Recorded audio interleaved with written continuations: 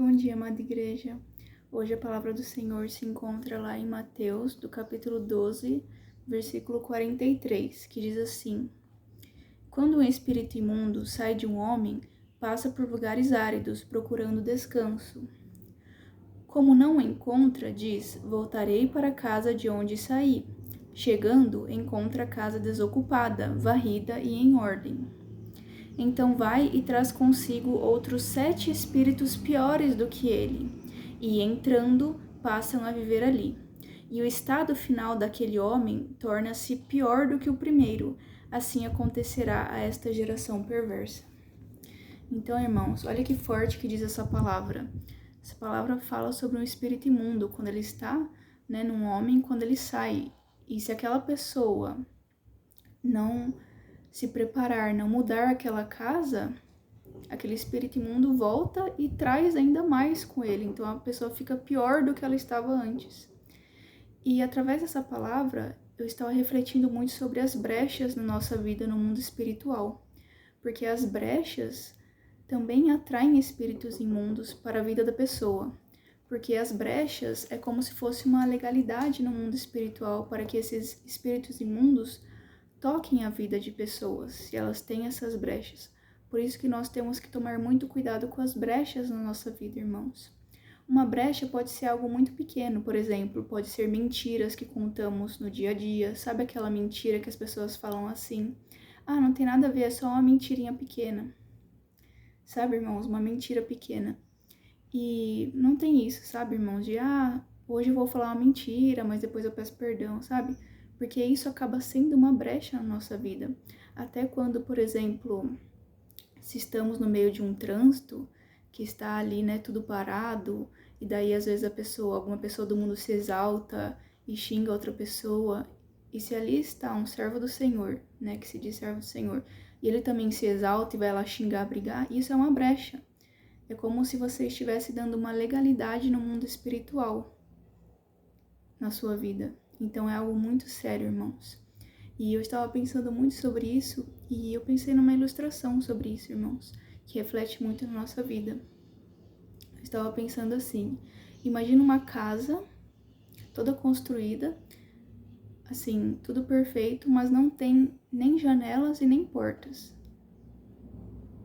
Algo está faltando. E ali mora uma família normalmente, mas sem as portas e sem as janelas na casa. Então, aqui tem 3 possibilidades de pessoas que vão passar por essa casa e vão ter opiniões diferentes.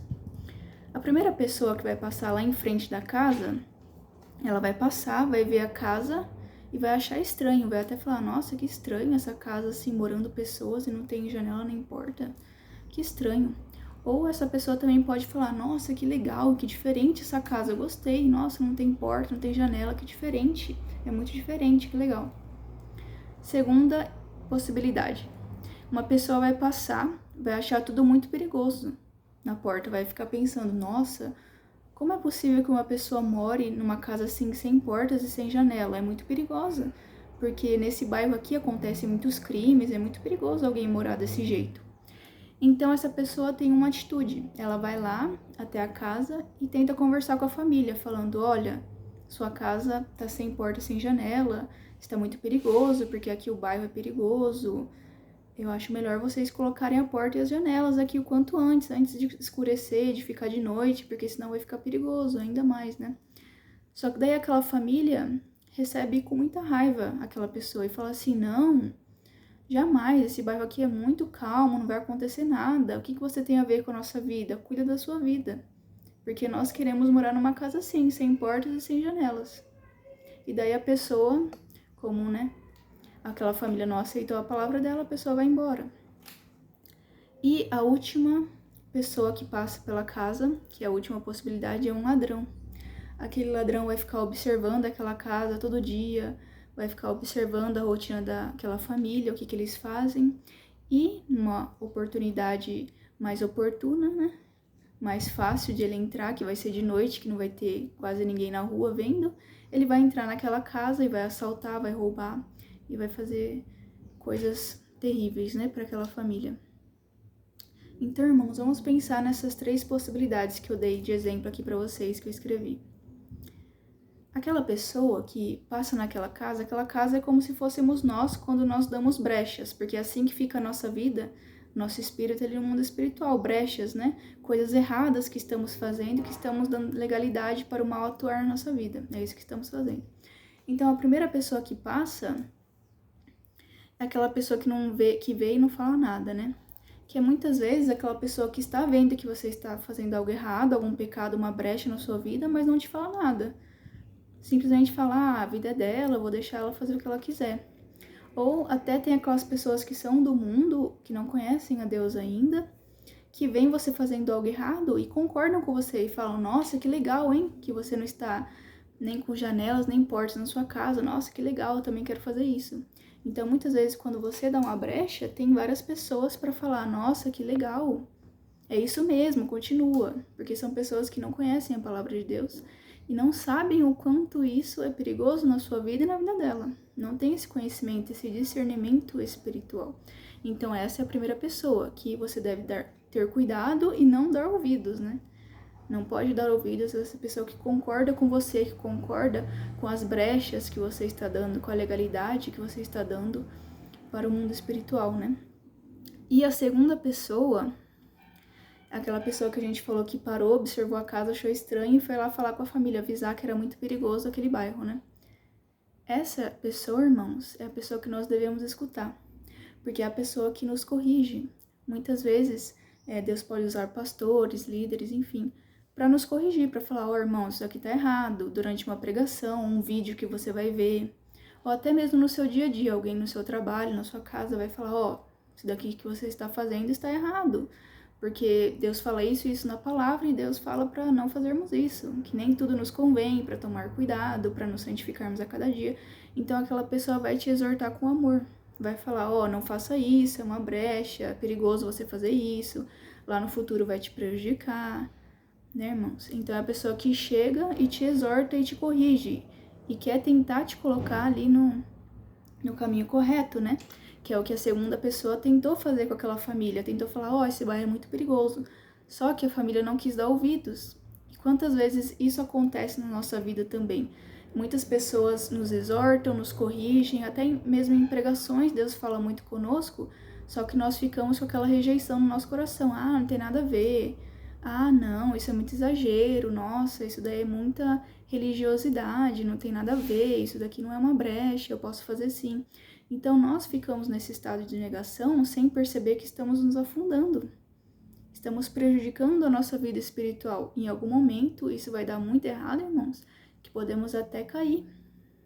Porque a palavra do Senhor fala que quem está de pé, vigie para que não caia, né? Nós temos que vigiar, tomar cuidado. E quando nós rejeitamos a exortação, a correção, nós não estamos tomando cuidado. Muito pelo contrário. Então, nós temos que aprender a aceitar a correção dos irmãos na fé, né? Dos conhecedores da palavra de Deus, dos nossos líderes, dos pastores. Então, aceite a correção, irmão. Se alguém está te corrigindo, te falando, isso daqui não é legal, busque a direção de Deus, coloque diante de Deus. E se você vê que você realmente está fazendo aquilo errado, busque se corrigir, irmãos. Não faça como essa família que eu dei de exemplo, que eles não quiseram, né, corrigir, escutar aquela pessoa, porque vocês viram o que aconteceu no final, né? Então, para falar do final, que é a última pessoa que passou ali pela casa e viu aquelas brechas, né?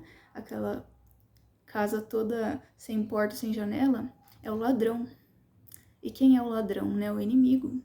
Então, o inimigo está a todo tempo atento ao que você está fazendo de brechas na sua vida espiritual, irmãos. Ele está vendo. Ele está vendo as coisas erradas que você faz, as brechas que você dá. Toda vez que você fala que aquilo ali não tem nada a ver, que você vai fazer sim, que você não se importa, o inimigo está vendo. O inimigo, como ele fez com essa casa dessa família que eu te contei, assim fará a nossa vida, porque as brechas no mundo espiritual são uma legalidade.